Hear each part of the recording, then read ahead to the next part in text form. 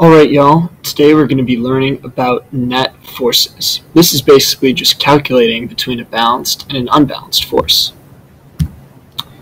First off, shout out to the 100%ers from Friday in Richmond. This was Nathaniel, Amy, Niall, Dayton, Dejan, Kanisha, Nasir, Michelle, Anna, Kanisha, Rihanna, Raphael, and Elsie. In Yukon, this was Tracy, Fabricio, Terrell, Corey, Diamond, Cantrell, Kalia, Evelyn, Terrian, Alavria, and Dennis.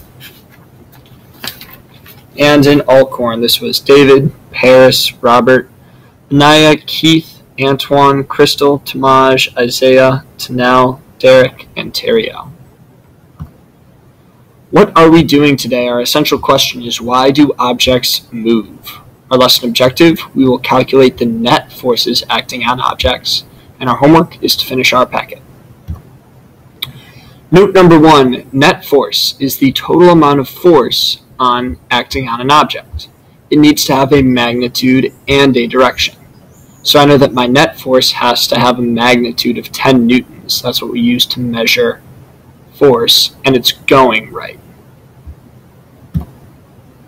Note number 2, the net force will always go in the direction of the larger force. So I have a bigger force of 80 newtons and a smaller force of 40 newtons. I know that my wagon is always going to move in the direction of the bigger force, which is 80 newtons. Note 3, if two forces are acting in the same direction on an object, we can add the forces together to calculate the net force. So if I now have one force pushing 10 newtons going right, and another force pushing 10 newtons going right, they're going in the same direction. So I just add them together. So my net force is 20 newtons to the right. Note 4, if two forces are acting in opposite directions on the object, we need to subtract the forces to calculate the net force. So I know if I have one force pointing to the left with 10 newtons, and another force pulling to the right with 8 newtons, I have to subtract the two. So I take the bigger one minus the smaller one.